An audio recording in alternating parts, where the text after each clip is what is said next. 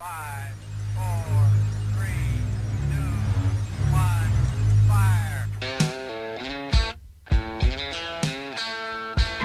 Let me tell you something you already know. The world ain't all sunshine and rainbows.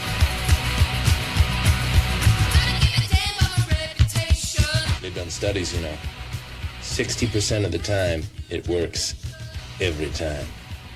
That doesn't make sense.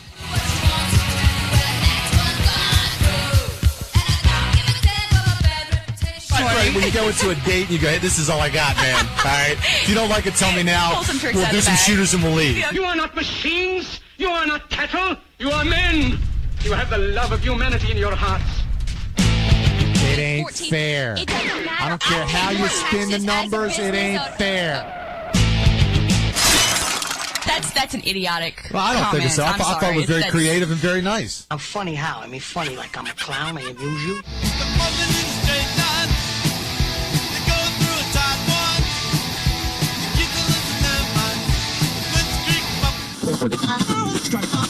All right, let me pop a Xanax Okay. first. All right. Welcome to the Fix Radio Show. The wait is over. Hey, welcome to the Fix Radio Show, everybody. Real talk, real people, real problems, real issues. I want to thank my co-host, Amber. Good morning. The always lovely and vivacious and pain in my ass. I know, you had to pull that from deep down, didn't you? I'm telling you. It was painful this morning. Good Lord Almighty, Mary, St. James, John, Matthew, Luke, Paul. If anybody knew what I had to do to deal with you sometimes. Gosh, you're being I love you. slightly I love you. I But love you good too. God. I love you. you. are like a bad habit. You can't get rid of it. It's just horrible. I can't Like deal your with you. hemorrhoids You're that you impossible. can't get You're rid like an of. ex-girlfriend I'm still in love with or something, but I can't stand you. You can't stand me. It's I'm terrible. annoying. And you drive a man crazy. I can share my Xanax. Oh, no. Oh, I don't In know. fact, let's just dole them out. I may have to take you up on that one. It is not It's that brutal. bad. I Any swear, man, any man YouTube, can it's out not can, that can any bad. man out there can relate to that.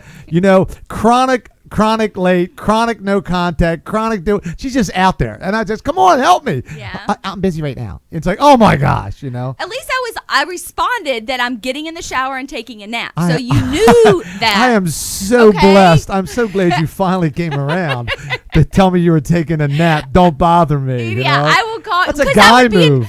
because I would be guy in move. trouble if I didn't text you. So I was like, all right, I'm texting you. I'm taking a shower and taking a nap.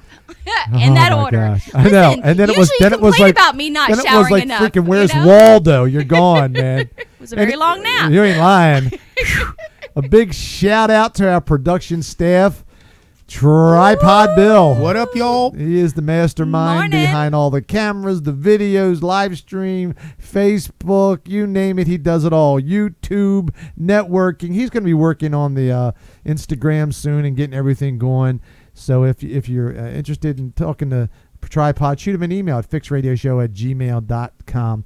Callers, you're free to call us once we start talking. Anytime the phone lines will be open to talk about what's bothering you. If you like the politics, what's happening in this world, or if you don't, you can give us a call, 239-791-7002. They'll put you on hold, but don't go away. 239-791-7002. Or if you want to be heard, but you don't want to be heard, then shoot us an email at fixradioshow@gmail.com, fixradioshow@gmail.com. Also, I want to invite you all to just check out and subscribe. You have to subscribe to the YouTube and Facebook, and soon we'll have a web page, and we'll be able to put you'll be able to find a little bit easier, a little bit sooner. You'll be able to click on it. It won't be so complicated, and it'll be a good time. I tell you, how was your week? I know I would rather be here than up in the mountains in Pakistan. I tell you, the president, I got liberal friends, and it's amazing how when the president does something so miraculous and so cunning and so slick to drop a bomb while the Chinese president is here. Eating chocolate cake. Eating chocolate cake Delicious and going, chocolate hey, by the cake. way, by the way, we did drop that bomb over there. And just keep I thought eating. that was Classic. awesome. That was classic. Awesome. It was classic. You would not have it any other way with Trump, man. That, he's just so like, hey, you want game? You got game. Let's That's do it. how it is. and what he really did, that sent a great message to everybody around the world that, hey, we're back. We're back in business. We're not horse playing around. We're not goofing around anymore. Yep. And when he looked at the Chinese, they want something. And we know what they want. Right. They want their slack. They want their gimme from all the trade. Right. That's the handoff. Right. And that's why he said, if you help us out, we'll be more congenial with you guys, and we'll work with you. And they did. Within a few days, 150,000 troops. On the border. On the border, man. It was like, what, 48 hours, 72 hours, something? On the border, and Like- not our border. No, yeah. We don't want that. Not even on the Canadian border. No, we be want them good. on the Mexican border. Oh, Oh, stop it. Watch out Stop now. it. Speaking of which, we've got to talk about that later, about the Mexican border. About the wall. Anyhow, Yeah, remind me. They do have 150,000 troops Yep. on their border against North Korea because they're worried that everybody's going to flood. And who wouldn't want to Get out of there. Get out of there. Right. Right now, I'd be parked right at the border with my tent if I was a North Korean. And I'd be did you hear that Kim Jong-il, they have 200,000. Jong-un. Sorry, Yeah. Un is He's the going to be father. ill in a Ugh. couple days, probably. Kim Jong-un's said that they have, I guess, some prison camps of all the ones that are trying to sneak across the border, like you're talking Right, about. right. 200,000, and he, I guess it was on public television. There, he said that those would be the first murdered. So if the U.S. does anything, we will go in and we will declare like genocide on the entire prison camp. And they're not really prisoners; they didn't do anything wrong other than they want to escape out of the damn place. It's amazing how a guy can be that crazy, and we do something so miraculous, and then the whole tide turns. All of a sudden, you get these people that were, iffy with Trump. All of a sudden, they love him. Some. The liberals, the left, they won't like no matter what he does. Well, your friends, what are they saying? I mean, are they privately saying, "All right, yeah, that was"? I'll tell you. I should read it actually. What he sent me. One of my friends who's a liberal, he said, "Boy, we're bombing the same tunnels that we helped build the Afghans to go against the Russians." Right. And then we spent millions of dollars, and he goes back into doing that. And I simply said to him, things have changed, brother. Right. Things have changed. I mean, this was 25 years ago Right. when we dug these tunnels, trying to It's irrelevant because the It's- purpose is used for something right. completely It's different. completely different, you Right. know.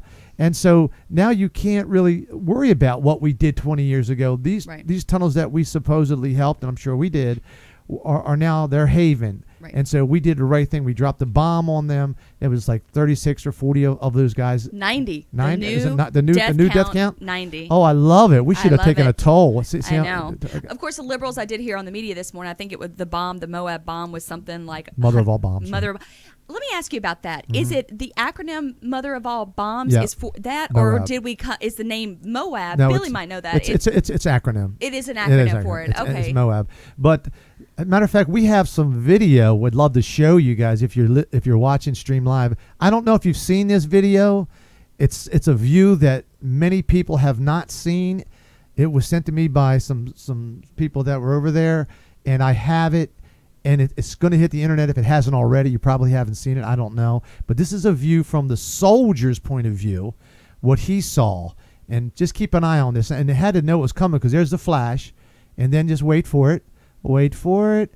Wait for it. And hello, everybody. Boom. Oh, my word. And Holy there it is. cow. There it is.